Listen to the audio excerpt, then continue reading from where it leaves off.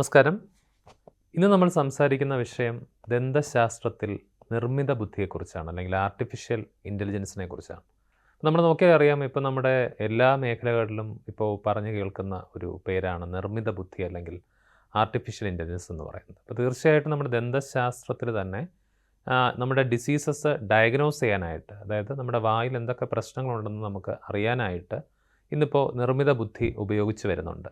അപ്പോൾ അതിൻ്റെ ഒരു ഏറ്റവും പ്രധാനപ്പെട്ട ഒരു വ്യത്യസ്തമായൊരു കണ്ടുപിടുത്തമാണ് ഡെൻ്റൽ റോബോട്ടുകൾ എന്ന് പറയുന്നത്, അല്ലെങ്കിൽ AI അസിസ്റ്റഡ് ആയിട്ടുള്ള ഡെൻ്റൽ റോബോട്ട്സ് എന്ന് പറയുന്നത്.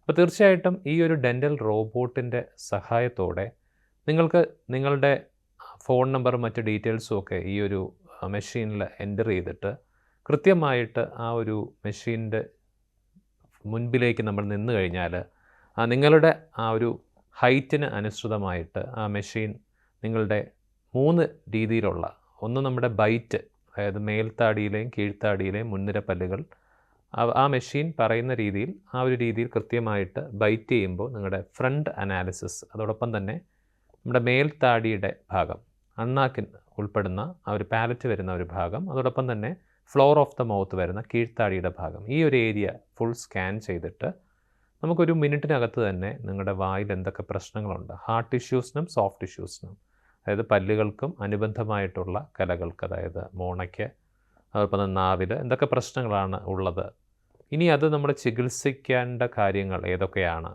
അത് ഒരു വളരെ ഉടനെ തന്നെ ചികിത്സിച്ചില്ല എന്നുണ്ടെങ്കിൽ എന്തൊക്കെ സംഭവിക്കാം, നമുക്ക് അത് പ്രോഗ്രസ് ചെയ്തിട്ട് അടുത്ത ഒരു 6 മന്ത്സ് കഴിയുമ്പോൾ അല്ലെങ്കിൽ ഒരു 3 മന്ത്സ് കഴിയുമ്പോൾ എന്തൊക്കെ ചേഞ്ചസ് അതിൽ വരാൻ സാധ്യതയുണ്ടെന്നുള്ള ഫ്യൂച്ചർ പ്രഡിക്ഷൻ കൂടി അതിൽ ഇൻകോർപ്പറേറ്റ് ചെയ്തിട്ടുണ്ട്. അപ്പോൾ തീർച്ചയായിട്ടും അത് നിങ്ങളുടെ ഒരു ഓറൽ ഹെൽത്ത് റിപ്പോർട്ടായിട്ട് നിങ്ങളുടെ മൊബൈലിലേക്ക്, അതൊരു വാട്സാപ്പിലേക്ക് വരികയാണ്. അപ്പോൾ നമുക്കൊരു എപ്പോഴും ഒരു റെഡി റെക്കണർ പോലെ നമുക്കത് എപ്പോഴും എടുത്ത് നോക്കാൻ കഴിയും, നമ്മുടെ എന്തൊക്കെ പ്രശ്നങ്ങളാണ് വായിലുള്ളത്, അതിലേതൊക്കെയാണ് അതിൻ്റെ ഒരു കൃത്യമായിട്ടുള്ള ഒരു ഓർഡറിൽ ഏതൊക്കെ പരിഹരിക്കേണ്ടതുണ്ടെന്നുള്ളത് നമുക്കൊരു ഐഡിയ കിട്ടും.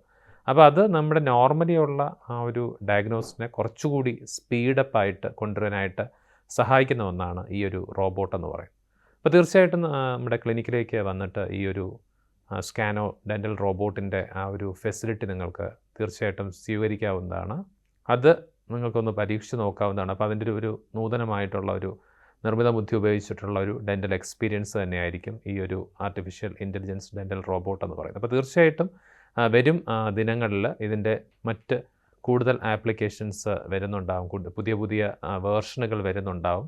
അപ്പോൾ തീർച്ചയായിട്ടും നമുക്ക് ആ ഒരു വിദ്യ ഉപയോഗിച്ചുകൊണ്ട് നമ്മുടെ ഡെൻ്റൽ ട്രീറ്റ്മെൻറ്റിനകത്തും ഒരുപാട് മാറ്റങ്ങൾ കൊണ്ടുവരാനായിട്ട് സാധിക്കുമെന്നുള്ളത് തന്നെയാണ് നിർമ്മിത ബുദ്ധിയുടെ ഒരു പ്രത്യേകത.